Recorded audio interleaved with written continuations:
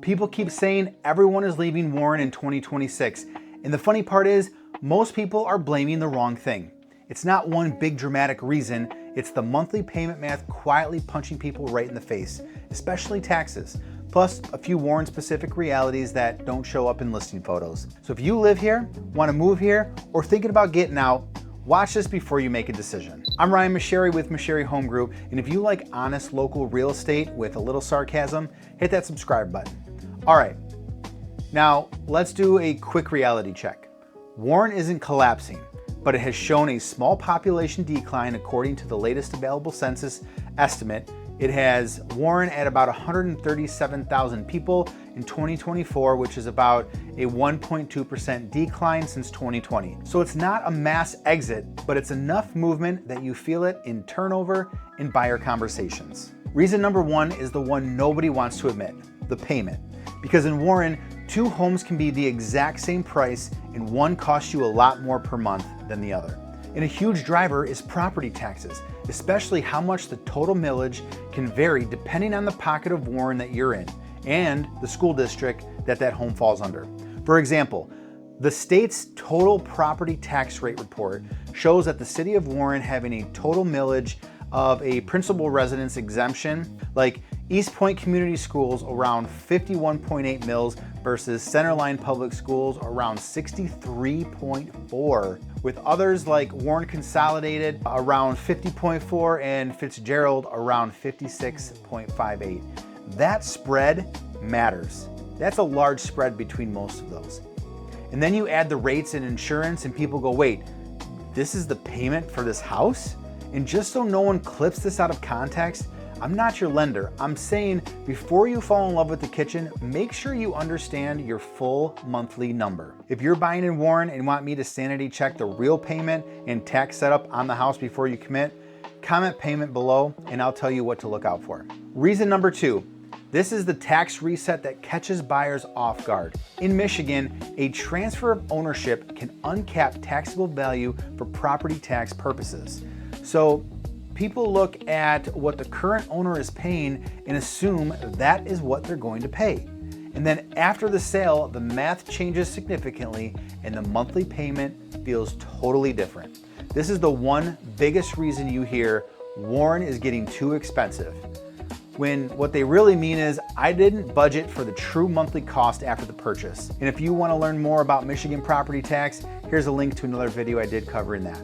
Quick reset, if you're still here, you're ahead of 90% of the comment section. Here's the punchline, Warren isn't bad. The monthly payment math is just different block by block. Also, two things that people don't say out loud because it gets spicy, schools and safety. Not in a Warren is unsafe way, more like Warren is not one experience. It changes by pocket.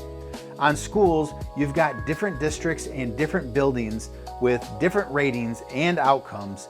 Sites like Great Schools, Niche, School Digger, those are directional, but they highlight what parents already know.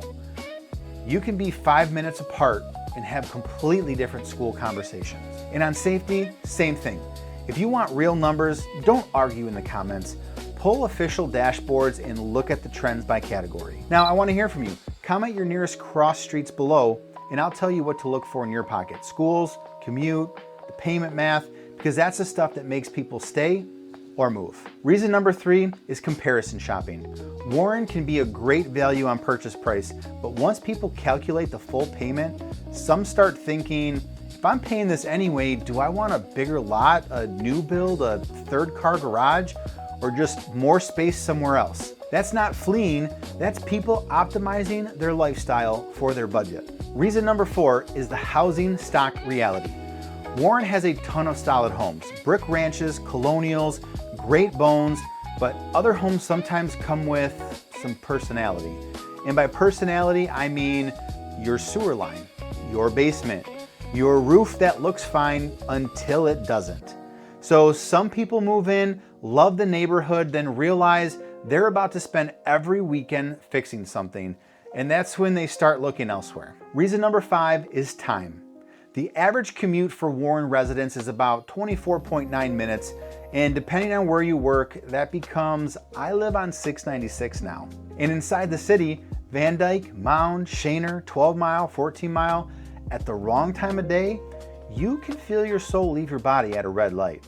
Now tell me in the comments, what parts of Warren are you seeing the worst traffic right now? Here's the truth, Warren isn't done. It's still largely homeowners, about 71.1% owner occupied, and the median home value is around $193,400, which is exactly why buyers still keep Warren on the list. But buyers in 2026 are payment sensitive. So if you're selling, you need sharp pricing and great presentation. If you're buying, you need to understand the taxes and total monthly payment before you get emotionally attached to that house. So when you hear people are leaving Warren, it's not what you think. It's payment math, tax resets, older home realities, and people comparing what their money buys. Comment Warren and your nearest cross streets, and I will tell you what I'm seeing in your pocket right now. Pricing, demand, and what buyers are nervous about. And if you're thinking about moving, whether it's out of Warren or into it, I'll run the stay versus go math with you so you're making the best decision based on numbers and not noise. Make sure you hit that like and subscribe, and I'll see you on the next one.